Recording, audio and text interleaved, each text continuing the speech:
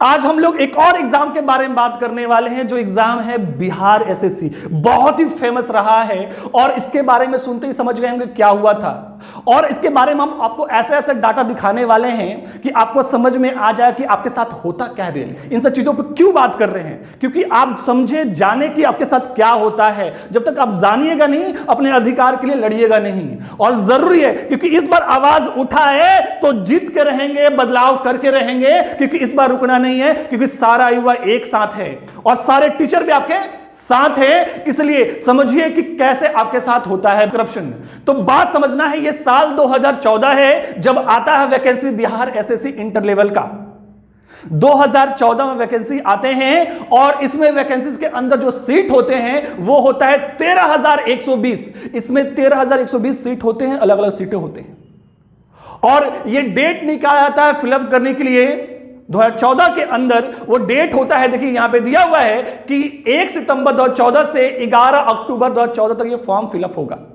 लेकिन फिर आगे क्या होता है, इस डेट को आगे बढ़ा के कर दिया जाता है 31 अक्टूबर 2014। मतलब जो 11 अक्टूबर तक लास्ट डेट था उसको बढ़ाकर 31 अक्टूबर कर दिया जाता है।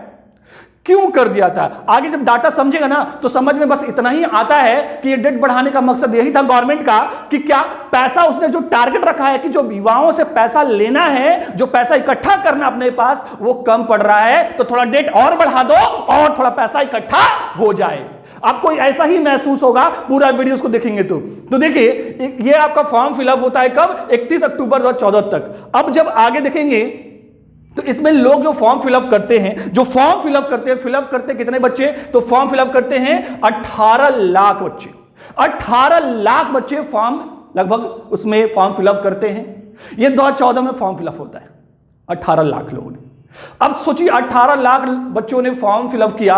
अब इंतजार क्या करते होंगे आप, लगता होगा कि 2014 में फॉर्म फिलअप हुआ है तो अंतिम मतलब कि दिसंबर तक एग्जाम हो गया होगा। जनवरी, फरवरी, मार्च, अप्रैल बीतता चला गया, महीना का महीना और सालों का साल बीतता चला गया। 15 में भी एग्जाम नहीं हुआ, यहां तक कि 16 में भी हम लोग आ गए और 16 में भी एग्जाम नहीं हुआ। सोचिए 14 में भरा फॉर्म हमने और 14 के बाद अब हम लोग 16 में आ चुके हैं और 16 में भी फॉर्म नहीं भरा। जब युवाओं ने आवाज उठाया, जब छात्रों ने आवाज उठाया कि एग्जाम क्यों, आपने तो सर पैसा हमसे ले लिया, फॉर्म फिलअप करवा लिया, एग्जाम कहां है, एग्जाम कहां है, तब गवर्नमेंट का नींद खुलता है और कहता है कि इस साल हम लोग एग्जाम ले लेंगे, 2016 के अंदर एग्जाम ले लेंगे।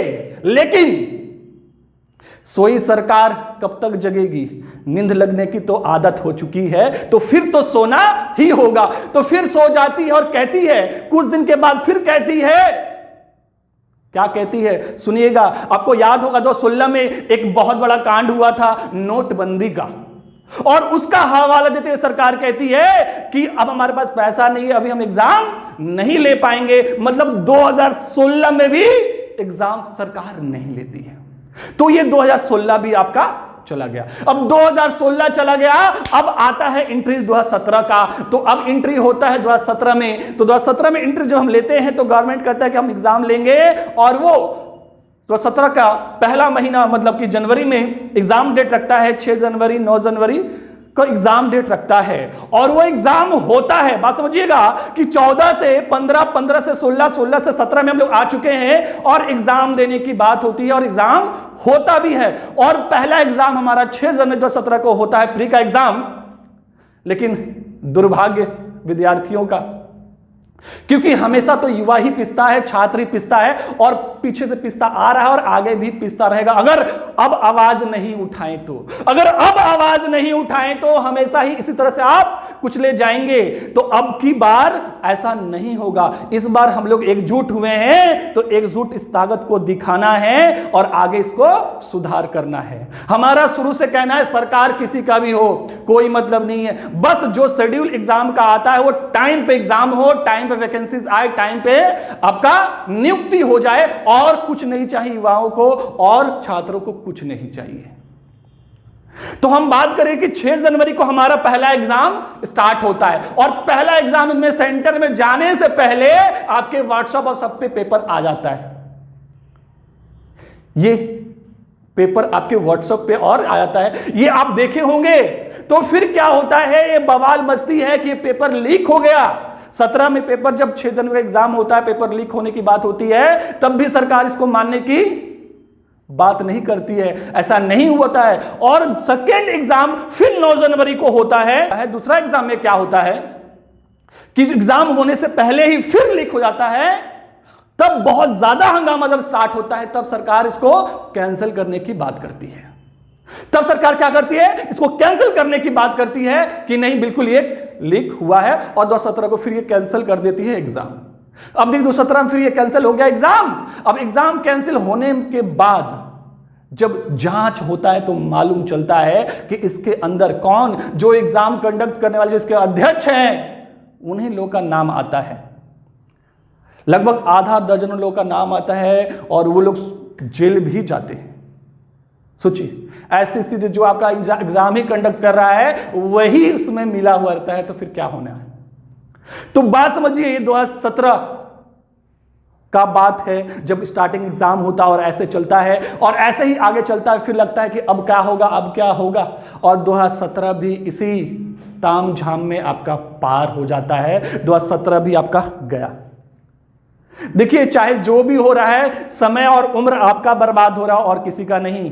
समय और उम्र 2014 में फॉर्म फिलअप किए, जब आप 12th में पढ़ते होंगे, 12th पास करके फॉर्म फिलअप किए होंगे। अब आप 17 में, 14, 17, 3 साल हो चुके हैं आपके। अब 17 भी खत्म हो चुका, अब हम लोग एंट्री करते हैं 18 में। 18 में भी ऐसे ही महीना महीना, दिन दिन पार हो रहा है, और 18 के अंतिम समय में फिर एक अनाउंसमेंट होता है कि फिर आपका एग्जाम होगा। जब दबाव बनाए जाते हैं, जब छात्र आंदोलन करते हैं, तब जाके फिर से एग्जाम देने का डेट जाता है कि फिर से एग्जाम होगा, फ्री का एग्जाम। तो ये एग्जाम जो होता है दिसंबर में, 2018 की बात कर रहे हैं हम, 2018 दिसंबर में कब एग्जाम होता है, तो होता है 8, 9, 10, ये एग्जाम होते हैं, और ये एग्जाम कंडक्ट होता है। बात समझिएगा कि जब हम बात किए थे कि वैकेंसी था कितना, 13,120, इसमें कितने फॉर्म फिलअप हुए थे, तो लगभग 18 लाख फॉर्म फिलअप हुए थे। लेकिन जब ये 17 में एग्जाम हुआ था, तो 17 में एग्जाम जब हुआ तो कितने लोग इंक्लूड हुए, तो 13 लाख लोग आए थे। बस समझिएगा कि जब फॉर्म फिलअप हुआ उस समय 2014 में, जब फॉर्म फिलअप हुआ 18 लाख बच्चे ने फॉर्म भरा, लेकिन एग्जाम देने कितने लोग बच्चे पहुंचे, तो 13 लाख बच्चे पहुंचे। तो बात समझिए, 18 लाख बच्चे ने फॉर्म भरा, 13 लाख ही पहुंचे। तो सिंपल सी बात है कि जिसने 14 में फॉर्म भरा होगा, पढ़ते पढ़ते इंतजार करते करते 17 तक में कितना इंतजार करेगा, कितना दिन वो पैसा लेकर बाहर रह सकता है और खा सकता है, पढ़ सकता है, तैयारी कर सकता है। तंग होके उसको छोड़ना पड़ता है कि कितना टाइम घर से मिलेगा, लास्ट में उसको पढ़ाई लिखाई छोड़कर बाहर जाके काम करना पड़ता है। तो देखिए, आपको असर दिख रहा होगा, जो 18 लाख फॉर्म भराया वो 13 लाख ही बच्चे आके एग्जाम दिए। क्यों? क्योंकि इतने सालों में उनको उतना टाइम नहीं मिल पाया, घर की परिस्थिति प्रॉब्लम के कारण पढ़ाई छोड़ना पड़ा, और जाके दूसरे शहरों में काम करना पड़ रहा होगा, इसलिए उन्होंने एग्जाम नहीं दिया। फिर देखिए, 13 लाख यहां तो दिया, अब आगे समझना फंडा क्या है। जब 18 में 8, 9, 10 दिसंबर को जब एग्जाम होता है, तब उसमें कितने लोग पहुंचते हैं, तो अप्रोक्स 8.5 लाख। 13 लाख से सीधे 8 लाख। फॉर्म फिलअप हुआ 18 लाख, पहला बार जब एग्जाम हुआ 17 के अंदर 13 लाख ने बच्चों ने एग्जाम दिया, और जैसे ही 1 साल, क्योंकि 1 साल क्या है, जनवरी में हुआ है और ये 18 का लास्ट में हुआ है, तो कह सकते हैं कि 2 साल हो गया, है ना। जैसे फिर 2 साल के बाद एग्जाम होता है तो सीधे 8 लाख हो गए। तो कौन इतना इंतजार कर सकता है? ऐसी व्यवस्था हमारी सरकारों की है कि इतना दिन कैसे वेट कर सकता है? घर की परिस्थिति देखनी है, घर का जो स्थिति उसको भी तो देखना है। जब तक पेट में अनाज ना होगा तो कैसे पढ़ाई होगी? तो देखिए, वो दिख रहा होगा स्थिति क्या हुआ। जो 13 लाख था ना, वो 8.5 लाख पे आ गया, मतलब 8.5 लाख बच्चों ने एग्जाम दिया सिर्फ। अब ये तो हो गया, ये तकलीफ आप भी खत्म नहीं हो गई। आपने एग्जाम दिया कब? 18 के अंतिम में। अब 18 के अंतिम में एग्जाम दिया, अब तो बस था कि 19 में तो रिजल्ट आ ही जाएगा, जनवरी फरवरी में। आपने 19 जनवरी फरवरी का वेट किया कि रिजल्ट तो आ जाएगा, अब कुछ तो आगे हमारा प्रोसेस बढ़ेगा, लेकिन पूरा जनवरी फरवरी मार्च अप्रैल करते करते 19 का पूरा दिसंबर पार कर गए, लेकिन रिजल्ट नहीं आया। इंतजार का भी एक घड़ी होता है, एक लम्हा होता है। वो सारे लम्हे बीत गए, 19 पूरा समाप्त हो गया, अब आ गया साल 2020 साल 2020 और महीना फरवरी को प्री का जो एग्जाम हुआ था उसका रिजल्ट अनाउंस होता है 14 फरवरी 2020 को। ध्यान दीजिएगा, 14 फरवरी 2020 को एग्जाम रिजल्ट रिलीज होता है, प्री का एग्जाम का रिजल्ट आता है और प्री क्लियर होता है, कितने बच्चे क्लियर हुए। 14 में फॉर्म फिलअप होता है और 2020 में सिर्फ प्री का रिजल्ट आता है। बात समझिए, अभी खत्म नहीं हुआ है, प्री का रिजल्ट आता है 2020 में, मतलब प्री का एग्जाम करते करते लग गए आपको 6 साल। 6 साल, बताइए वो 6 साल कितनी बड़ी समय होता है। 6 साल कितना बड़ा लम्हा होता है, कितना बड़ा समय होता है, आप समझ सकते हैं इस स्थिति को। और जो लोग कैसे पढ़ाई करते हैं, किस स्थिति में पढ़ाई करते हैं, वो बहुत ही बेहतर समझ रहे होंगे कि 6 साल उनके लिए कितना इंपॉर्टेंट था। तो 6 साल आपका समय बर्बाद होता है, आप पहुंच गए कहां, 2020 के अंदर। अब आपको लगा होगा कि एग्जाम मेंस का जल्दी जल्दी होगा, सब खत्म होगा और जल्दी से नियुक्ति हो जाएगा, है ना। अब रिजल्ट आने के बाद अनाउंस होता है कि जून में 2020 के जून तक में एग्जाम ले लिया जाएगा, मेंस का ले लिया जाएगा। ये अनाउंसमेंट होता है। अनाउंसमेंट करने क्या है, मुंह में जो आता है बोल देना है। अनाउंसमेंट हुआ कि 2020 में आपका जून तक में एग्जाम हो जाएगा मेंस का, लेकिन जून भी चला गया और कोई एग्जाम नहीं हुआ, क्योंकि अभी तो बहुत बड़ा बहाना है सबके पास, कोरोना, कि नहीं हो सकता है। वो नेट का एग्जाम हो सकता है ना, जेई का एग्जाम हो सकता है, लेकिन और कोई एग्जाम नहीं हो सकता है। तो ये एग्जाम भी आपका कोरोना में चला गया। अब मेंस कब होगा, मेंस के बाद आगे का प्रोसेस कब होगा और नियुक्ति कब होगी, और हमको लगता है, हमारे उम्मीद से कि 2030 तक तो हो ही जाना चाहिए, और हो जाए तो वो भी आपकी खुशनसीबी होगी। पता नहीं कब होगा इसका पूरी नियुक्ति।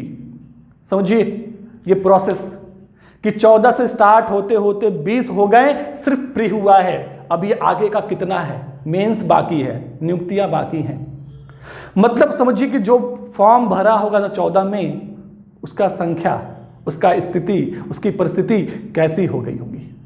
तो ये स्थिति है हमारे देश के अंदर, हमारे राज्य के अंदर, हमारे सेंट्रल गवर्नमेंट के अंदर जो नियुक्तियां होती हैं, जितने जॉब होते हैं, सारा का प्रोसेस वही है।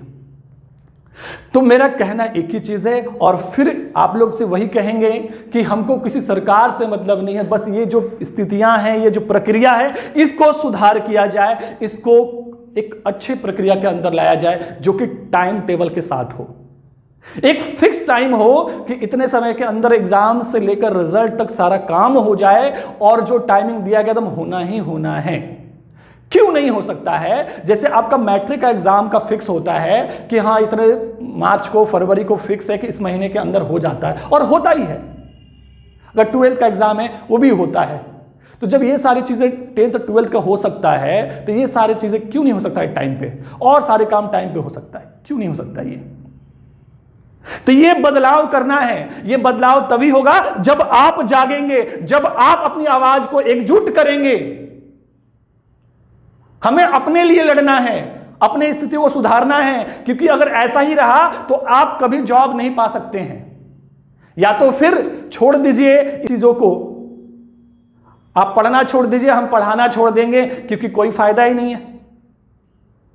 इसको सुधारना होगा, इन प्रक्रियाओं को सुधारना होगा। इसके लिए हमेशा एकजुट होना पड़ेगा, और एकजुट जब तक नहीं होंगे तब तक कुछ नहीं होगा। इसलिए एकजुट हो और समर्थन करें। सभी लोग एकजुट हैं, आप लोग भी एकजुट हो और आगे बढ़ें, और इस आंदोलन को जितना हो सके, क्योंकि हमारा आंदोलन बहुत ही शांतिपूर्वक है। कुछ नहीं करना है, सिर्फ क्या करना है, जो ट्रेंड चल रहा है, आपको मालूम है जो ट्रेंड चल रहा है, वो ट्रेंड को फॉलो करना है। ट्वीट करना, जितना ज़्यादा ट्वीट कर सकते ट्वीट करना है और अपनी आवाज़ को वहाँ तक पहुँचाना है। थैंक यू, धन्यवाद, शुक्रिया।